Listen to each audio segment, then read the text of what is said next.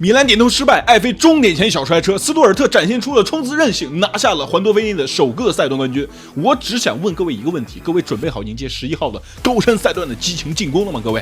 那环多菲涅第5赛段183公里，爬升1700，赛段最后80公里有连续3级坡的起伏，难度还算是比较大的，是给突围车手的机会。但是最后20公里回归到了平路，所以说这个赛段产生的突围车手的人选和最后5公里的3级坡是比赛的关键。那进入比赛最后的60公里啊，赛段的爬升过半，场上现存3个集团，第一集团是由拉布罗斯、莱因斯、本杰明以及阿尔凯勒2名车手皮埃里和盖纳莱克5人所组成的，目前他们优势在1分钟左右。而第二集团则是掉队的福斯、亚历克斯和这个摩尔伯格3人组成，此时呢被后方的华人集团是越追越近。那比赛现在只剩余了一段3级坡的爬坡，那突围车手目前的优势其实并不够用的。大一段中的崔克依旧是这个赛段算是最有力的竞争对手了，再加上明天是环多菲涅的高山赛段，那至少总成1车队不会在今天做一些冒进的行为。那大集团对于其他突围车手的追击的速度完全取决于崔克、UNEX、欧贝清等这些冲刺车队的想法。46.2公里，第二集团3人被崔克的车手带队追上，而此时前方仅剩第一集团的5人。那时间的优势虽然扩大到了1分半，但是依旧来说是不够用的。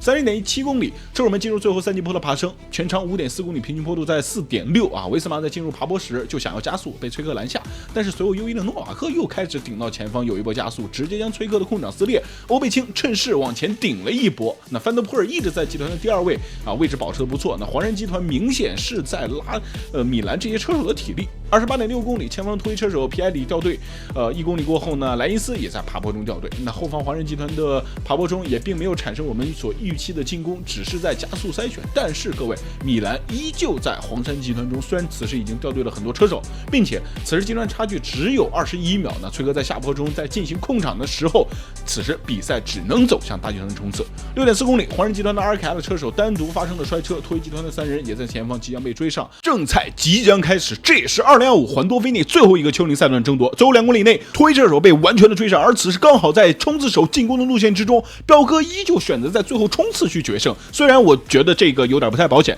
最后1公里，崔克的3人成功的顶在了集团前方，米兰就跟在他队友的身后，位置是非常不错的。但是800米的巨大转盘是存在一些危机的。那艾菲内普尔是意外的摔车，但是前方已经开始了冲刺。最后一棒，米兰的位置依旧是非常的好，但是在最后冲刺的时刻，所有人都在加速的时候，米兰的点头没有把速度起来最后被以色列伯泰的斯图尔特从旁边反超。那斯图尔特通过绝对的速度直接硬吃了米兰，拿下了这个赛段的冠军。而身后的彪哥冲刺依旧幽默，我们就暂时不提了。米兰最后明显是估计在3级坡的爬坡中已经没有力气储备了而艾菲在最后流行完的摔车看到其实并不严重，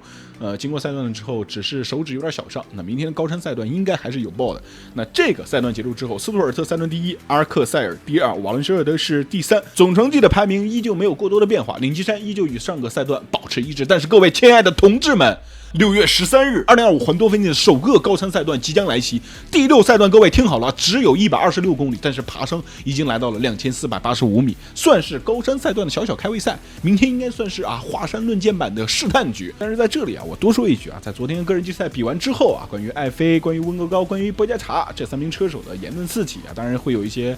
粉丝喜欢自家的车手，包括一些这样种种的言论。我当时在这个赛事前瞻中已经和大家说过了，我们是希望任何一名车手，包括这3名总成绩车手，每个人的状态都不错，这样的话才给我们献上一些比较好看的比赛。所以说呢，包括你看在第1赛段结束之后，温格高、艾菲博加查3人的关系其实很好。我觉得咱们作为各个车队车迷的粉丝，其实也不要过多的去争吵，极度的一种饭圈化可能会让我们比赛的整体的观赛氛围会更差。当然呢，评论区也有很多这种特别好的意向，就是有人在问一些这个计时赛的问题，也有人去解答，我觉得这是非常好的，大家去友好的交流这个比赛，大家可以沉浸在车手们给我提供非常精彩的比赛之中。那至于明天的2级坡的山顶终点，各位我已经在期待了，迅速点上关注，不错过由于独家的赛事解读。